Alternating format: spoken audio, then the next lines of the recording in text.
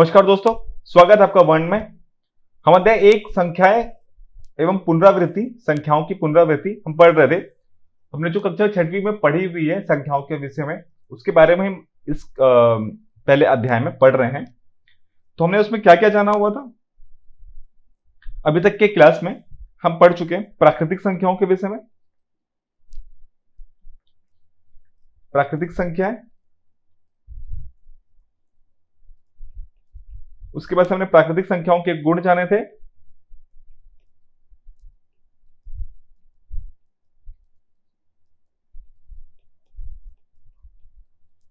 फिर हमने जाना पूर्ण संख्याएं।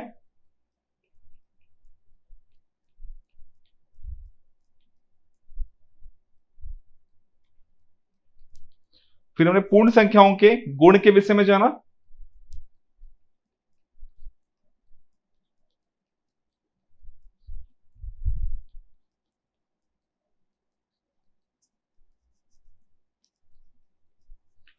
फिर अगला हम पढ़ रहे थे पूर्णांक संख्याएं। पूर्णांक संख्या क्या होती है, और फिर पूर्णांक संख्याओं के गुण हम जान रहे थे।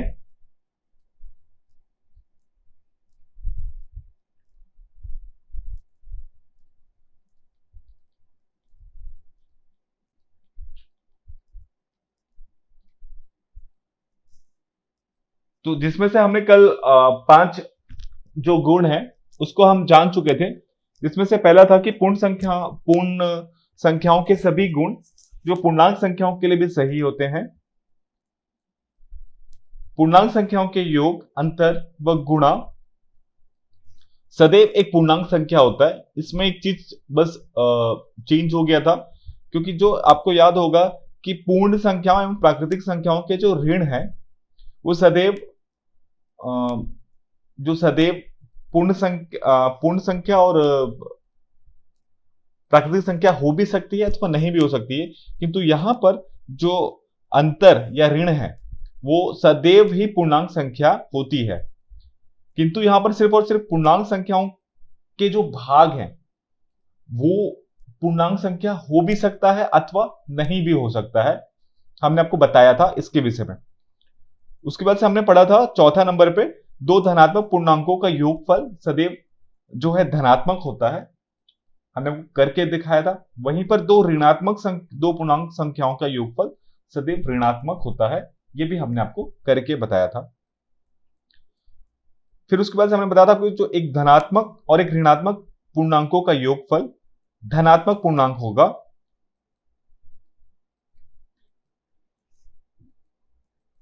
मतलब हमने आपको उसमें यह बताया था कि जो बड़ी संख्या है उसका चिन्ह आपको लगेगा, दोनों घटेगा अवश्य, किंतु उसका जो चिन्ह है जो बड़ा है उसका चिन्ह लगेगा। अगर ऋणात्मक संख्या बड़ी है तो ऋणात्मक संख्या लगेगी, और अगर धनात्मक है तो धन लगेगी।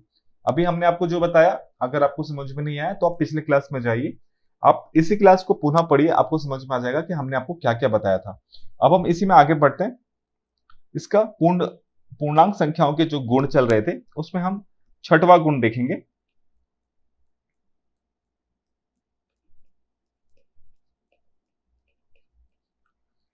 किसी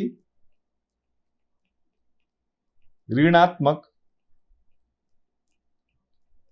संख्या का योज्य प्रतिलोम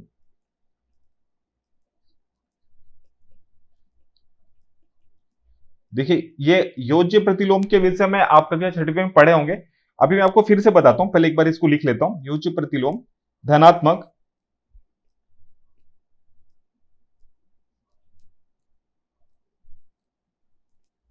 व धनात्मक संख्या का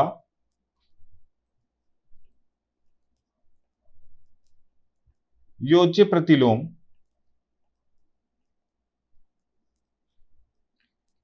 ऋणात्मक होता है।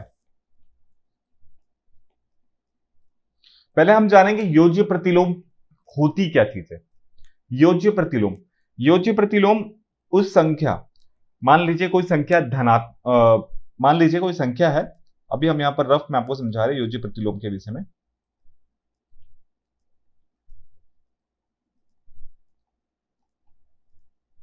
योज्य प्रतिलोम के विषय में हम आपको समझा रहे हैं।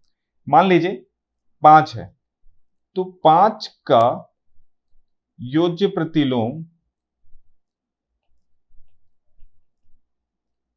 होगा -5। क्यों? योज्य प्रतिलोम में हमें दो संख्याओं का जो योग है, योज्य प्रतिलोम में हमें ये जो 5 है इसको आपको शून्य करना है। तो शून्य आप कैसे करेंगे? 5 में -5 कर देंगे तो अपने आप से शून्य आ जाएगा। तो आपको कोई भी संख्या को शून्य करना है। शून्य करने के लिए आपके पास योज्य प्रतिलोम का मतलब होता है किसी भी संख्या को शून्य करना।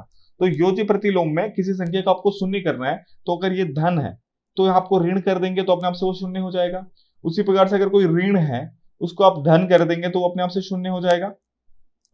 ठीक है, तो यहां आपको समझ में आ गया कि योज्य प्रतिलोम होता क्या है।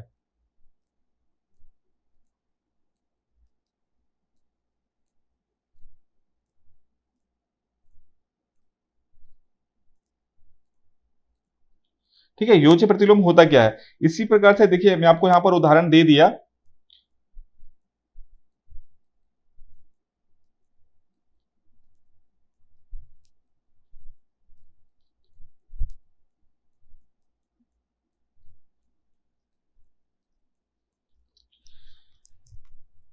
कि धनात्मक संख्याओं का योज्य प्रतिलोम यानी 5 है, जिसे हम आई कहते हैं, का योज्य प्रतिलोम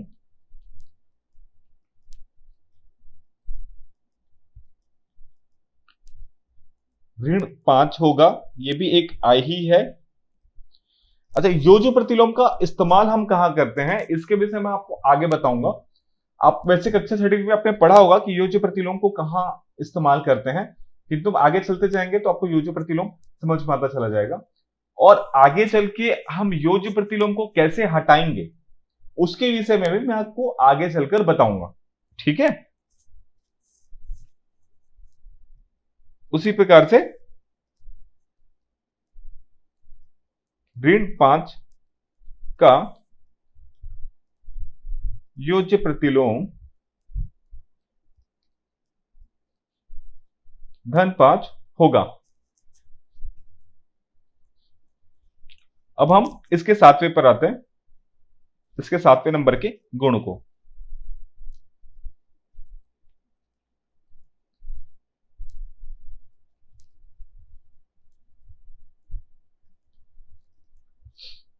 किसी धनात्मक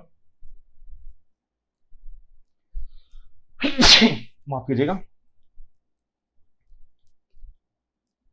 किसी धनात्मक पूर्णांक को किसी ऋणात्मक पूर्णांक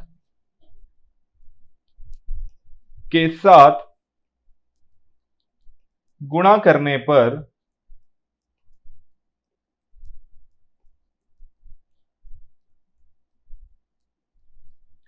गुणनफल, ये हमारा नियम नंबर 3 है। मैंने आपको इसके पहले नियम नंबर 2 बता चुका था या 3 बता चुका था पिछले क्लास में, तो ये उसके बाद वाला जो भी नियम हो जाएगा। के साथ गुणा करने पर गुणनफल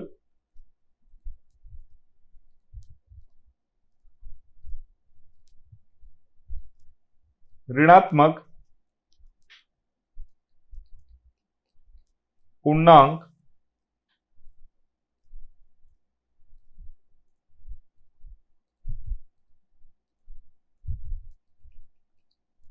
प्राप्त होता है। किसी धनात्मक पूर्णांक को किसी ऋणात्मक पूर्णांक के साथ गुणा करने पर गुणनफल ऋणात्मक पूर्णांक प्राप्त होता है। उदाहरण के रूप में आपको मैं समझाने का प्रयास करूंगा। मान लीजिए यहां पर है 4, ये क्या है? ऋण 4 हमने लिखा है, गुणा 5 धन 5 है, तो उत्तर आपका आएगा 20।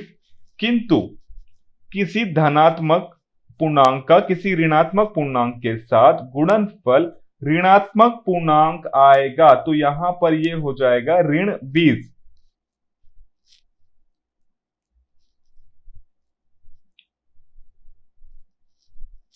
इसका जो उत्तर आ जाएगा वो क्या आएगा, ऋण 20, ऋण 20। इसी प्रकार से एक और देखते हैं, 5 गुणा 4 ही हम कर रहे हैं तो 4 ही करते हैं, 4 गुणा ऋण 5, 4 गुणा ऋण 5, ये भी आई है, ये भी आई है, तो यहां पर भी ये 20 ही होगा, किंतु यहां एक भी ऋण है। अगर यहां कहीं भी एक ऋण है और एक धन है, एक धन और एक ऋण आपस में मिलकर क्या बनते हैं, ऋणात्मक। ये हो गया आपका उदाहरण। इसका मतलब क्या हुआ, ऋण गुणा धन बराबर ऋण। ये है आपका नियम। आपका जो भी होगा नियम आप लिख लीजिएगा, वो नियम नंबर वो हो जाएगा कि इस ऋण का गुणा इस धन के साथ होने पर जो प्राप्त संख्या है वो हमेशा ऋणात्मक ही प्राप्त होगी, वो ऋणात्मक ही प्राप्त होगी। ये आपको सदैव याद रखना है। ये आपका महत्वपूर्ण नियम है जो आपको गणित में सदैव हमेशा ही आपको काम आना है, आपको सदैव काम आएगा ये।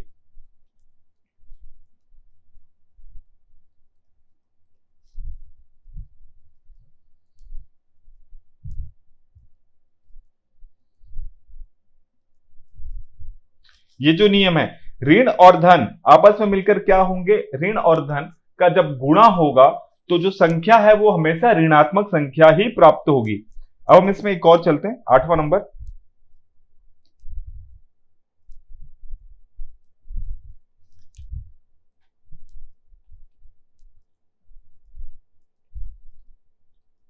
दो धनात्मक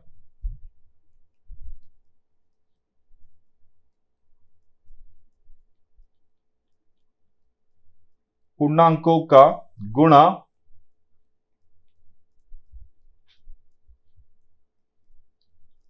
करने पर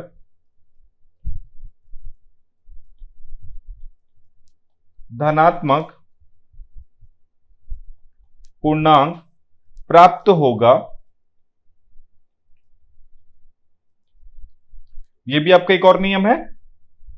यानी उदाहरण के रूप में धन 4 गुणा धन 5। अब देखिए यहां पर आपको उत्तर प्रश्न ऐसा आएगा, 4 गुणा 5। तो मैंने आपको बताया था कि अगर किसी के सामने कुछ नहीं है इसका मतलब वो धन है, तो 4 गुणा 5 यानी आपके पास आ गया 20। 20 आया, इसके सामने भी कुछ नहीं है, इसका मतलब क्या है, धन है, धनात्मक संख्या है। यानी धन गुणा धन बराबर धन। यानी जब दो धनात्मक संख्याएं हैं आपस में गुणा होंगी तो वो क्या होगी, वो स्वयं भी धनात्मक पूर्णांक ही होगी। यानी आप जितने भी धनात्मक संख्याओं का आपस में आप गुणा करेंगे तो जो प्राप्त संख्याएं हैं वो अपने आप से धनात्मक संख्याएं ही हो जाएगी।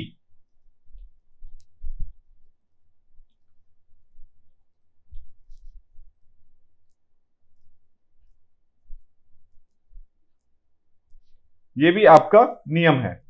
अब नियम जो भी है आप आगे उसको डाल दीजिएगा। अगर हमने पिछले में 4 नियम करके रखा होगा तो ये 5वां और ये 6वां हो जाएगा। वहीं पर 2 ऋणात्मक पूर्णांकों का गुणा करने पर, देखिए यहां पर क्या है, धनात्मक पूर्णांक ही प्राप्त होगा, धनात्मक पूर्णांक प्राप्त होगा। देखिए यहां पर एक ऋण और एक धन था तो ऋण प्राप्त हुआ, जब 2 धन है तो भी धन प्राप्त हुआ, और मान लीजिए ये है ऋण 4 और गुणा ऋण 5, तो इसका उत्तर हमेशा सदैव धन में आएगा। जहां दो ऋण हैं और उनका आपस में गुणा हो रहा है तो उत्तर किस में आया? धनात्मक पूर्णांक संख्याएं, वो धन में अपने आप से बदल जाएगी। ऋण और ऋण आपस में धन हो गए, यानी ये ऋण गुणा ये ऋण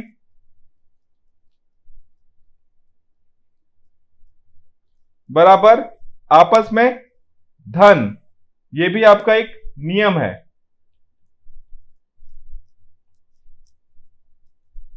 जिसको आपको सदैव याद रखना है। ये नियम ऐसे है कि जिसको आपको सदैव याद रखना है। ये हमेशा आपको जब भी आप पढ़ाई करेंगे आपको गणित में ये यूज होगा ही होगा हर बार।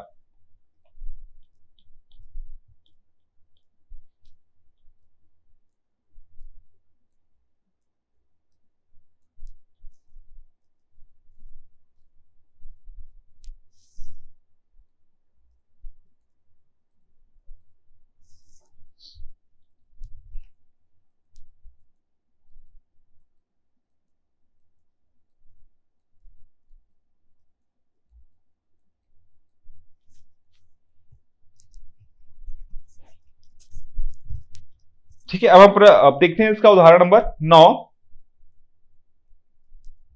गुण नंबर 9।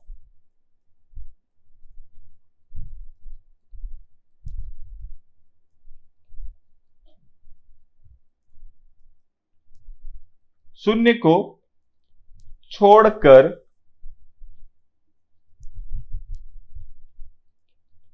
प्रत्येक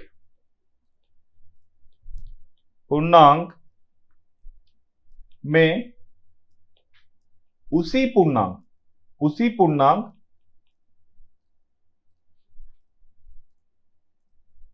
का भाग देने पर भागफल हमेशा एक आता है। शून्य को छोड़कर, शून्य को अगर हम नहीं लेते हैं तो छोड़कर उसके अलावा जो प्रत्येक पूर्णांक है उसमें उसी पूर्णांक को का भाग देने पर भागफल हमेशा एक आता है। उदाहरण के लिए ऋण 4 का भाग हम ऋण 4 के साथ दिए तो उसका पूर्णांक 1 आएगा, उसमें ऋण या धन नहीं होगा। अगर दोनों में ऋण है तो वो अपने आप से एक ही आएगा, या 4 भागित 4 आपका एक ही आएगा। इसकी जगह आप कुछ भी लिख सकते हैं, आपका पूर्णांक इसी प्रकार से आएगा।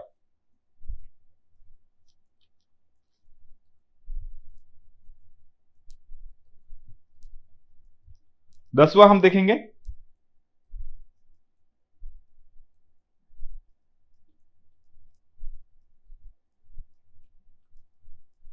शून्य को छोड़कर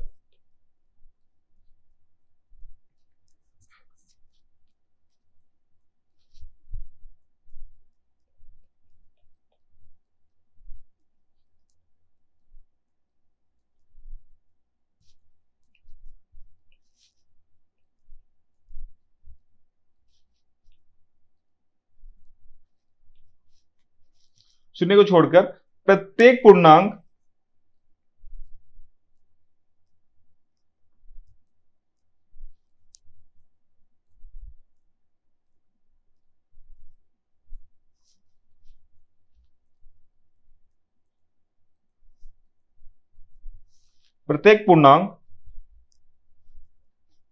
को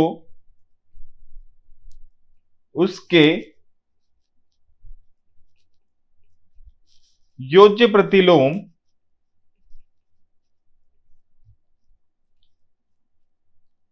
से भाग देने पर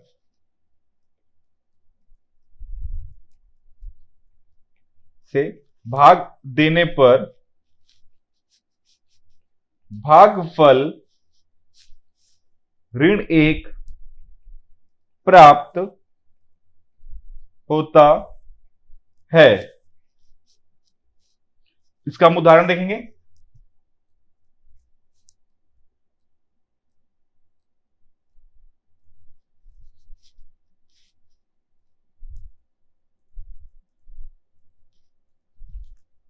इसके उदाहरण से देखने से पहले यहां बुक में दिया नहीं है गुण, एक गुण मैं आपको और बताना चाहूंगा।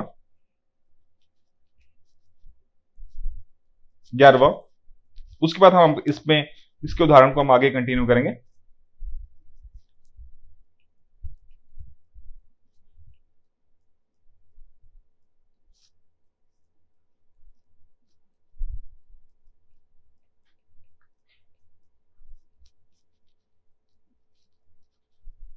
ऋणात्मक पूर्णांक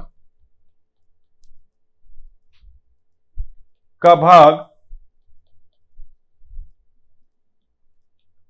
धनात्मक पूर्णांक के साथ हो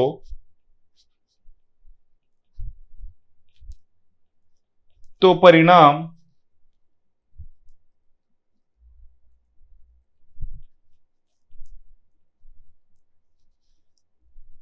ऋणात्मक पूर्णांक ही आएगा।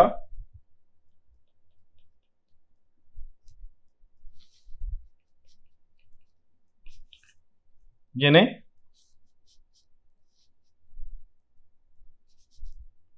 ऋण 4 भागित 2, ये ऋण 4 भागित 2, तो 4 में से 2 गया, 4 में से भाग हम 2 का देंगे तो 2 दूना 4, 2 आएगा, किंतु चिन्ह आपका ऋण का लगेगा। तो ऋण आपका चाहे यहां हो चाहे यहां हो, यहां इस अंक में हो चाहे इस अंक में हो, आपका जो परिणाम आएगा वो ऋणात्मक ही परिणाम आएगा, अर्थात ऋण भागित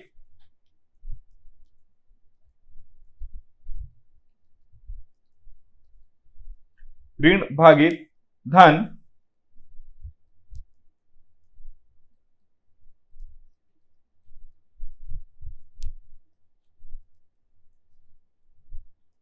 ऋण भागित धन ऋण ही आएगा, या धन भागित ऋण ऋण ही आएगा। तथा यह भी एक नियम है,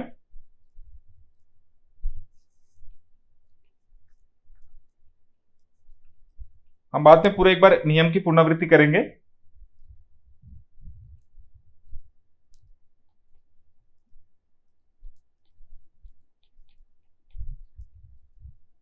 दो ऋणात्मक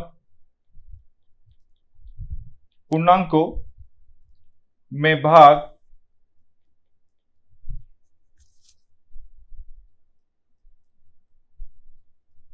का परिणाम धनात्मक पूर्णांक होगा। यानी यहां पर मान लीजिए 4 भागित ऋण 4 भागित ऋण 2 होगा, तो उसका परिणाम हमेशा धनात्मक होगा, क्योंकि ये ऋण और ये ऋण आपस में कट जाएंगे। यानी ऋण भागित ऋण, परिणाम आपके पास आया धनात्मक। यह भी आपका नियम है।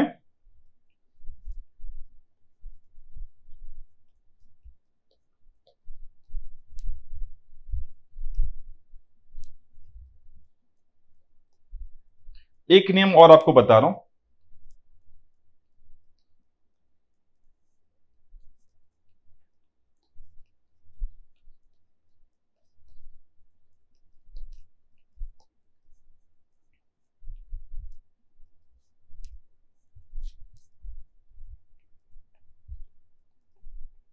दो धनात्मक पूर्णांकों में भाग का परिणाम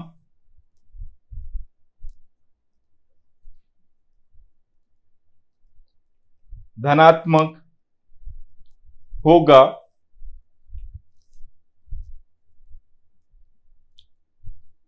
4 भागित 2 बराबर 2, यानी धन भाग में धन, और परिणाम आपके पास धन ही आएगा।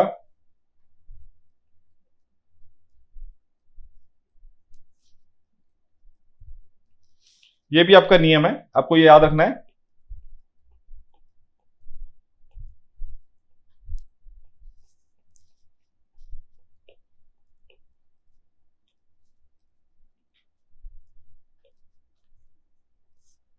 तो हम इस पे बात कर रहे थे, ऋणात्मक ही भागफल ऋणात्मक ही आएगा। ऋण 1 प्राप्त हो, शून्य को छोड़कर प्रत्येक पूर्णांक को उसके योज्य प्रतिलोम से भाग देने पर भागफल ऋण 1 ही प्राप्त होता है। तो हम यहां देखते हैं 5 का योज्य प्रतिलोम ऋण 5 है, ये उदाहरण चल रहा है।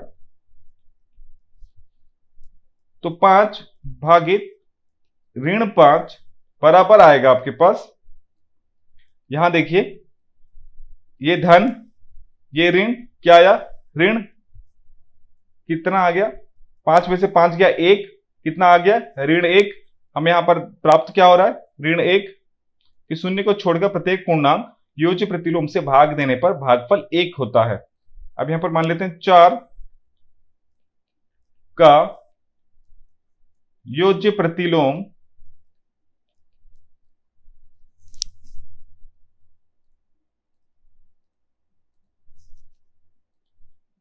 ऋण 4 हुआ, तो 4 भागित ऋण 4 बराबर कितना आएगा ऋण 1। देखिए, तो शून्य को छोड़कर प्रत्येक पूर्णांक को उसके योज्य प्रतिलोम से भाग देने पर भागफल सदैव ऋणात्मक ही आता है। तो आज हमने पूर्णांक संख्याओं के जो जितने गुण हैं उस सारे गुणों को हमने समझ लिया है।